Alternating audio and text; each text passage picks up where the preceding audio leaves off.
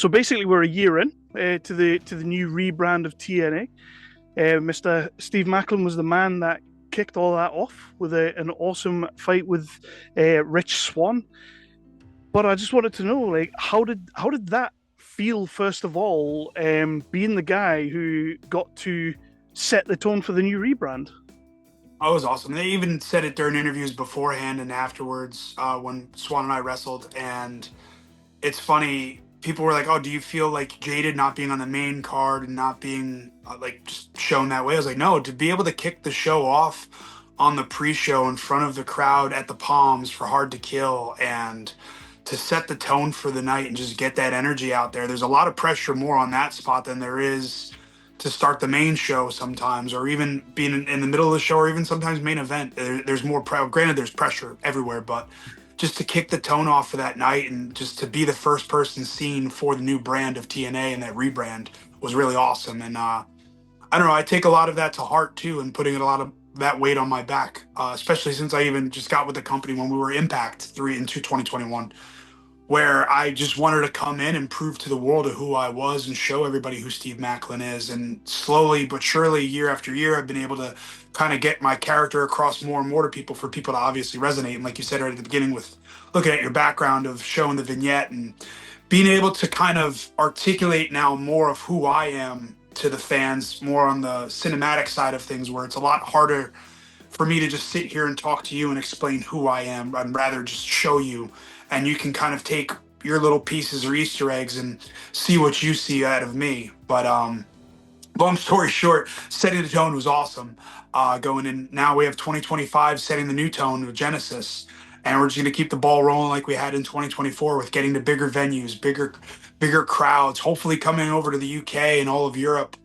That's something I would love to do, but just it's getting more eyes on the TNA Plus app as well, and obviously internationally, that's where you guys get to watch most of it. So it's just getting subscribers to that and just having more eyes on the brand and making TNA even bigger in 2025. I'm so glad you mentioned the app as well, because I've literally been going back. Yeah, I proudly am subscribed, as everyone should be, and I've been going back to like the 2022, 2023, 2024, and watching the old school like Jeff Jarrett days of TNA back when AJ was a little baby, and I just love watching all that. And it's great that we now have this app that has that entire archive, including today's stuff. Uh, Yeah.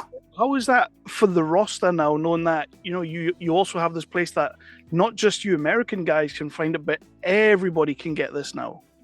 It's good for me just because I didn't really grow up. I was kind of a little bit older when TNA kind of kicked off. I was watching more of the X Division styles at that time, kind of like the old WCW days when I would just tune in for the cruiserweights. And Hmm. then I'd flip over to Raw to watch what Stone Cold was going to do or DX was going to do. So like watching TNA back in the day was mostly just the X Division and just watching like some of the most innovative things that you're just like, holy crap, I've never seen this before. Kind of like almost how ECW was back in the day too, Hmm. where you're just like, what is this? And then now being able to go back, and I watch a lot of matches during cardio while I'm working out, sometimes just kill some time for 20, 30 minutes. And I'll try to take things from just Samoa Joe, AJ, Christopher Daniels, Frankie Kazarian, just matches that they've all been in. Bobby Roode is another one. Like, I just try to study a little bit more and like kind of pay homage with certain spots or certain things that I've done in matches now, where I can take a little bit from there instead of just going back and watch WWE tapes back in the day or WCW. It's just funny to go back now on the whole archive on the app and watching TNA. And it's just crazy the amount of history and the amount of talent that's gone through, and some of the matches that are not talked about enough, I think, in wrestling history that are just up there.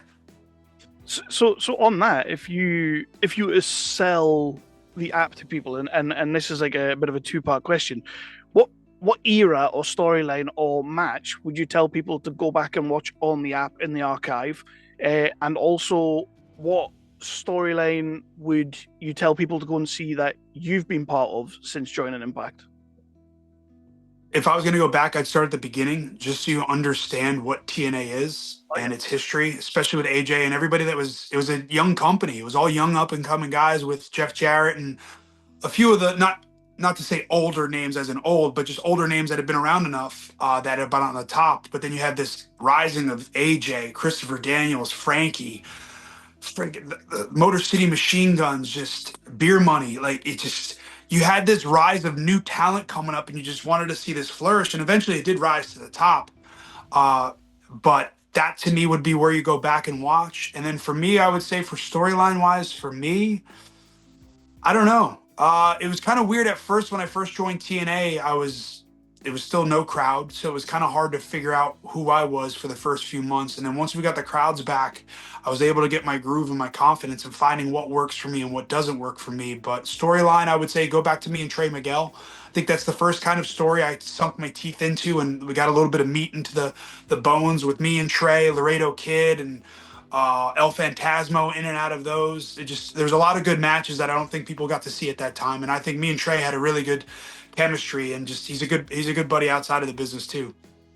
And you got to well, I want to talk a little bit about the year you've just had before we get into the year you're about to have, because obviously Genesis is coming, and the last year that you've had, and you talk about setting the tone for the rebrand. You also, Nick Nemeth made his big debut, and you were the guy that got to haze him and got to bring him in, which was almost too perfect of a storyline to not do. How was that, bringing him in and being given the reins to sort of like break his back as such, and bring him into the company? It was great. It just also to go against a guy like him who's done it all in the business and is out there to try to make more of a name for himself that he already is, just kind of showing the world like he always has of stealing the show. But now he gets to do it on a different brand where he doesn't have those shackles kind of on him. And he's been doing really well as our champion and carrying that title as a champion should. But at the same time, I am looking forward to that rematch. I think that's one that people don't talk about enough too, because I think on that pay-per-view feed kind of went out at the opening of the show for us. So some people missed out on that match. So if you do get the chance, go back on the TNA Plus app and watch me and Nick Nemeth, because that was one of my favorite matches this past year. I had a good amount of matches. It's funny, I tend to be everybody's first now when they come into the company. Between Nemeth, Santana, who's next? I guess I don't know. But the last time I spoke to you, was way back in 2021. As you say, you were like a new guy coming in. You promised me you were going to win the X division. I was going for it. You I didn't try to tried. do that, which really, really upset me, Steve. Like, I'm not gonna lie. Like, I I nearly. won the world title though. You did. You did. I am a world. I am a former. Well, I am a world champion. I shouldn't say former. Then, I am a world champion. then you didn't hold on to that for too long either, and Yeah, well, that's not my fault. you upset me there. But I'll blame the exposed turnbuckle on that one. But one of those things that you mentioned back then was the fact that nobody got to see what Steve Maclin was doing back in the old place, and you creatively didn't feel like you were able to get your point across. But over the last couple of years, you've absolutely ran with that and ran with that, and you then get to help. You get Nick Nemeth coming in, Mike Santana comes in, and you're doing all this great work with these guys. So, do you feel like you're not creatively, maybe not creatively fulfilled as yet, but you're getting there? Do you feel that way? I don't think I'll ever be creatively fulfilled. Just because my mind is always going with just different creative ideas, whether it's for myself or someone else, even my wife. Like I just spitting ideas and just I don't know. I always just go into wrestling mode where if I'm working out, like and my body's doing something, but my mind is focused on my creative. And that's just kind of how I work sometimes. Or I could just be sitting at the airport and just come up with some dumb ideas and I write them down. And they may be way out there, but sometimes they stick. Sometimes they work. They may not work for me, but they may work for somebody else. So I just try to keep notes of that and just ideas and spots and movies and just promos and just my brain is always going in that route, which I try to always just keep growing and keep moving. But I'll try to stay in the moment of where I am now, especially with TNA and where I am creatively with me and EY coming together as a team and building that trust. And we're there, but it's just now it's trying to figure out how do we get to tag team gold or how do I get to singles gold? And does EY get to singles gold? Like we're there to support each other as well as a team. I am loving this EY connection, and Jonathan Gresham as well. I'm loving this. Yeah. I can't wait to see how this goes forward. And well, that's tonight on TNA. So it's me, Gresham, and EY versus the system of Brian Myers, Dango, and Eddie Edwards. So I'm very much looking forward to that one because well, the three of them are very I love working with. But Eddie's one of the talents that if I could have a singles run with at some point, and we have a few, I feel there's magic there at some point and down the road. and in 2025, Genesis obviously coming up. The world title you're still very much going for that. You still very much want that, and we're gonna. And I do joke about it, the short run and all that, but honestly, one of my favorite images of last year, I had two of my favorite images. In fact, was both with you. One was being handcuffed, and even if you could tap, even if you wanted to tap, you couldn't tap. Unbelievable storytelling, cinematically gorgeous, and of course, Mr. Demore putting that belt around your waist was a it was a terrific moment. And as someone who loves TNA and has been a big fan of what you've done since coming in, that moment, just getting the belt around you, bloodied face, Scott Demore looking like he's sucking a lemon. I loved all of that. And Thank you. and is that to you? Is it like I'm being recognized now? Yes, I thought at that moment, I wish that's the outshot on that pay-per-view. And then we didn't have the aftermath after that. We could have, but it could have been something released later on. But I knew where we are going on the story. But for me, on my own personal being selfish, I wish that was the outshot of me smiling with the belt going around my waist, bleeding down, while the president of the company is putting the world title around my waist, and I'm laughing about it because that was the deal. If I won, he had to put the title around my waist. So, it was good recognition just because of the relationship I also built up with Scott Demore, and I'm very happy with what he's doing with Maple Leaf Pro, and making that brand come back and bringing back that company, and it just gives another place for talent to work. And he and I just built a really good relationship behind the scenes. And I learned a lot from him too, just kind of how to actually speak to a president of a company more or less, and where I was more honest and comfortable with it too, because he made it very comfortable, not where you feared to go talk to him. You could just sit and have a conversation with him. And also more the business side of things too, of talking business and like learning how to properly speak business side of wrestling. So I learned a lot from Scott, and I appreciated my time with him. Awesome, awesome. And you we had a UK tour not so long ago. I think it was last year, and I got to see your good lady wife battle it out with Danny Luna, which was an incredible match. I loved watching that. But you didn't come over, so is Not my decision. That was any the Scott Demore decision. That was another conversation Scott and I had. so that's why Just you want it was just the time. It was more. I won't go into detail, but oh, no. it is what it is, and it's the business side of things you deal with sometimes as a talent, where some people are going to go and some people aren't, and you just suck it up and you figure it out later on. So there's a two-part question to that as well. If it does come over back to Europe, which Yes. we need it, we absolutely need it. Is there plans for Macklin just to turn around and say, "Look, I'm coming. I'm going to the Oh, UK." there won't be an if there. Yeah, I'm there. Believe me. If I'm not there, there will probably no more TNA with or whoever's in charge, because I will be knocking down their door at their house. And yes, I'm sure I will be there. I promise you. I mean, one of I cannot wait for the UK tour. I'm actually just in the process of getting independent bookings now for the UK as well for April timeframe, and I know I'll be there in October at some point as well. awesome, awesome, So just there on my own dime. oh, even better, even better. And So the second part of that is you stole a couple of our talents when you guys came over, which is totally fine. We love it. We love yeah. to see these guys. Leon Slater in the X division. What do you think of this kid? Because we've been watching him for years. We've known how good he is, but now he's getting seen on TNA television. He's on the TNA app. What do you think of Leon Slater? He is still so young, has so much potential, and has such a good head on his shoulders. And it's funny, he put out a tweet the other day of like, should I stay baggy or should I go tights?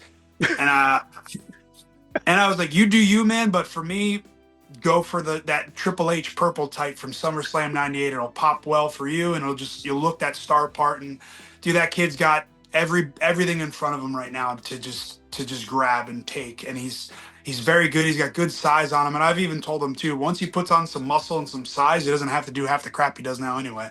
He can pull it out every now and then, but just be a little smarter with it. Because the sky's the limit for Leon. He's a very good talent, and he can even speak well too. That's also another thing. Speaks very well. Well, for a Mancunian, he definitely does. But Yeah. we love that kid over here, and it's great to see him on there every week. And I kind of just want to see you chopping it up with him a bit more and get into some scuffles with him and see how you Maybe down the road. Maybe down the road. deal with that flippy dippy stuff. It's fine with me. I'll base all day. Maybe you'll see a lion salt from me. I don't know. But what do you hope for in 2025? What's the plans for Macklin in your head? Like what are you hoping to accomplish this year? Because you did so much last year, and you're in a fantastic position with EY and Gresham right now. But where does this go? Do you think, and how do you see it playing out for you? Well, right now my mind's on Genesis with January 19th coming up, and not going to give spoilers on that, but obviously watch tonight and the next couple weeks beforehand, and you'll kind of find out what's going on for Genesis. So my mind's really focused on that. But then goals in the new year is just to keep building my brand and my name and keep affiliating. When people think of TNA, they think of Steve Maclin, or when they think of Steve Maclin, they think TNA. I think that speaks one like just volumes for hard work and just I've never gone out there and I've said I want to be the guy, but if I can be put in those positions, I will be the guy, if that makes sense. I'm not one to just sit here and say I'm the best wrestler, I'm this, I'm the greatest. That's never going to be me. I know I'm good. Humbly, I know I'm good, and that sounds awful because it's not humble when I'm saying it, but I try to just go out there and deliver the best that I can. Whatever my next match is, that's where I really keep my focus. But again, it's just keep building my name, my brand, and keep building the TNA brand for what 2024 was and what 2025 is going to be with bigger venues and bigger crowds. We're going to LA, we're going for Rebellion, we're going to New York for Slammiversary. Hopefully the UK at some point later on. I don't know where BFG is yet. Maybe that could be in the UK. That would be really effing cool. No, not a spoiler, not confirming or denying. That's a thing. I'm putting it out there so it happens. Out there now. I hope that it happens. Believe me, if you put it out in the universe, it usually kind of comes back. So I know that was talk of last year at some point too, with BFG possibly being in the UK. That was a rumor. Can't confirm or deny if that was true or not. But that would be something really, really cool to do. Just because the UK fans, I've always said in all interviews, especially speaking with you, like UK fans are just a different bit, like just a different vibe, and you guys can dictate and change a match the way it's going to start or how it's going to go. And it's kind of funny to see that sometimes, especially like when WWE was over there for the in Newcastle, and like just how the crowd is, and you just see the wrestlers taking in the moment and watching and listening and reacting a little bit more. It creates those organic moments that people remember, and hopefully we can do that in the new year with TNA. I think we had a great moment like that when TNA came over, and I can't remember. I think it was EY was trying to play sort of a semi heel, and like the crowd just weren't having it because we love EY. Like Yeah, we're just chanting for him, and you can just see him in the ring thinking, you know what, it's just gonna go the way it's gonna go. good. Yeah, it's something I look forward to. And then of course getting back to the world title. It's if I have said it in every interview, I'll say it till the day I'm done wrestling. If you're not in this to win the world title, then what are you doing this for? Absolutely. Absolutely, and I hope Genesis is a stepping stone to getting you back on that path, getting you on that path, and getting you away there. Obviously, I just want everybody to check out the TNA app. Like I say, just going back and watching the old stuff's fantastic, and check out Steve's stuff as well because we love going back and seeing all that good stuff. But Bound for Glory 2022 or 21 with me, Phantasmo, and Trey. That was a good one. yeah, Then you that's had Rebellion you with told me you were then going to play me. that. Rebellion was me, Jay White, and Saban. That was another good one. Sorry, I'm trying to go on my Rolodex of some of my favorite matches that are just fun to go back and watch that are forgotten about. Just all of them. Those are two offhand. Just go back on the TNA Plus app, watch it, enjoy Yeah, it, you will. But or before, bury me. Either way, don't like it. That's the best part. You can just turn it off. I mean, if you're talking smack or talking great, at least you're talking. That's Yes. the least you can do. I'm Yeah. going to let you go in a second, but honestly, this has been great catching up with you. It's been a wee while since we spoke. Obviously, we back and forth on the Twitter machine every now and then, but Go ahead. it's been great talking to you. I just wanted to make sure though, and just ask one question: did Diana absolutely spoil you over the festive period, and how was that for you guys? Oh, very spoiled. It was a good time. We had a lot of family in and out of the house. My parents just moved down here to Florida as well, so it's been kind of hectic with that. But we had a full household. Everybody just kind of in and out of the house. It's holidays were great. New Year's was great. We're going to Epcot this Sunday with my family. My cousins are coming down. They're pretty much my sisters, so it's just we're looking forward to just drinking around the world and enjoying the day. Love it. The way it should be. And then Oh yeah, getting back and winning that title. yes.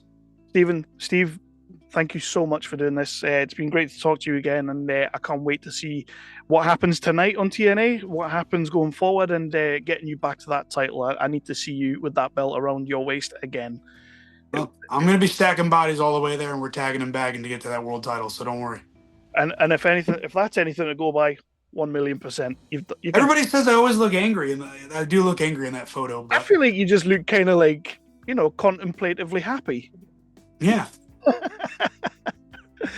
Right. But thank you so much for doing. Thank you very much. Thank you for your time.